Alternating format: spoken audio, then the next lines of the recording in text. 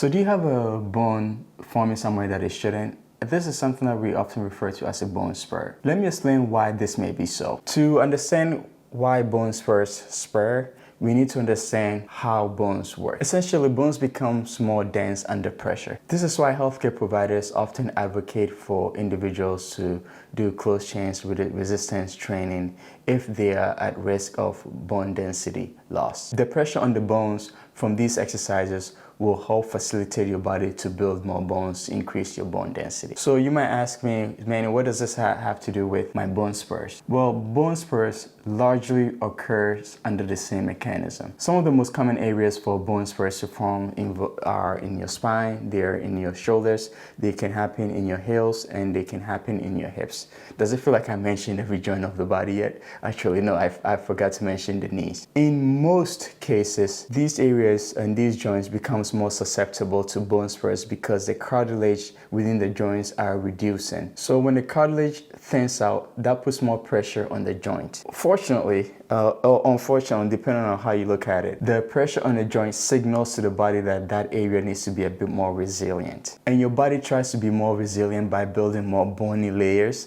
in that area, eventually forming a bone spur. Now, there are biomechanical issues here that can explain why the cartilage in that area is thinning out. However, that's beyond the purpose of this videos and is really joint specific. So if you like a bit more details there, feel free to comment down below and I can make a video about that. Luckily, in most cases, bone spurs are largely harmless. However, if it is perfectly placed near a tendon, a ligament, a joint, or a nerve, it can induce symptoms. If you have a diagnosed bone spur that does not induce any symptoms, there is a question to be had if it would eventually cause your symptoms if the bone spurs continue to get bigger. I don't think that we have an evident answer for that. It may very well come down to the placement of the bone spur and where it's located. But yeah, that's how bone spurs form for the most part. They form under pressure and they form under your body's own interpretation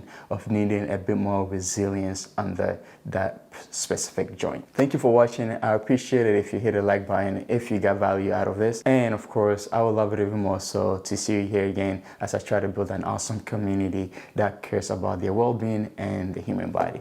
Okay, I'll see you all in a few days.